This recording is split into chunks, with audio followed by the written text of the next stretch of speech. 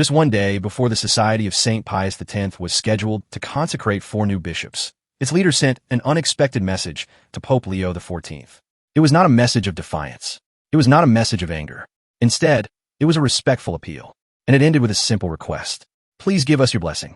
The letter was written by Father Davide Pagliarani, Superior General of the SSPX, and dated June 30th, 2026. It was a direct response to Pope Leo's letter of June 29th. In that earlier letter, the Pope warned that the planned episcopal consecrations in Icone, Switzerland, would be a schismatic act. He urged the society not to proceed. Now Father Pagliarani has answered. Throughout the letter, his tone is calm, respectful, and deeply personal. He begins by thanking the Pope for writing to him. He says he was deeply touched by the Pope's paternal concern. He also reveals that for a long time he had hoped to meet Pope Leo in person. His desire, he says, was simple. He wanted to explain directly the society's sincere desire to serve the Church. Unfortunately, that meeting never happened. One of the central themes of the Pope's letter was the image of Christ's seamless garment. Pope Leo warned that the planned consecrations would tear that garment and damage the unity of the Church. Father Pagliarani responds directly to that concern, but he offers a very different perspective.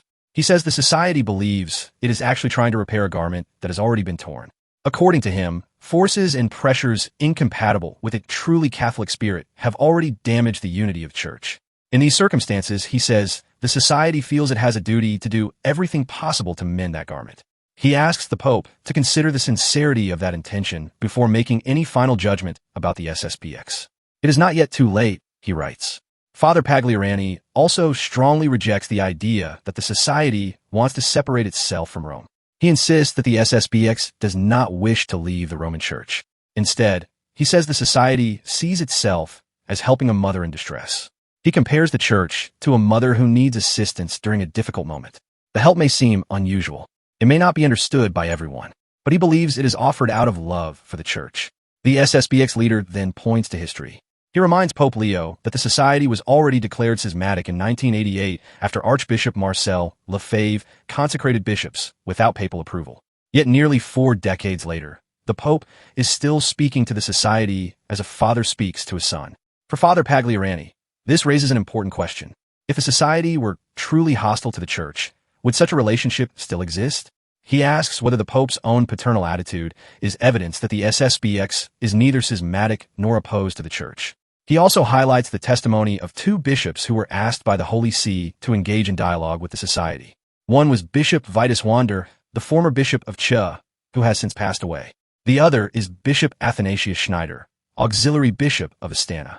According to Father Pagliarani, both men took time to study the society and eventually testified publicly to its deeply Catholic spirit.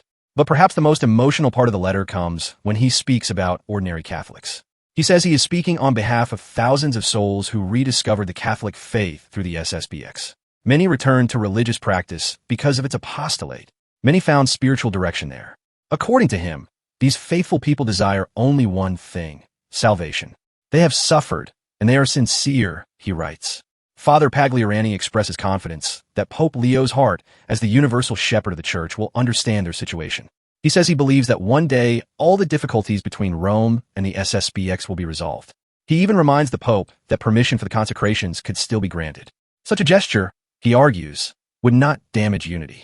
Instead, it would show the world the Pope's concern for unity and his kindness as a father. As the letter closes, Father Pagliarani reveals that he has been praying to Saint Rita for a long time regarding the current situation, even before Pope Leo was elected. When an Augustinian pope was chosen, he says he saw it as a sign of hope. And with that hope, he ends his appeal with one final request. It is never too late. Please give us your blessing.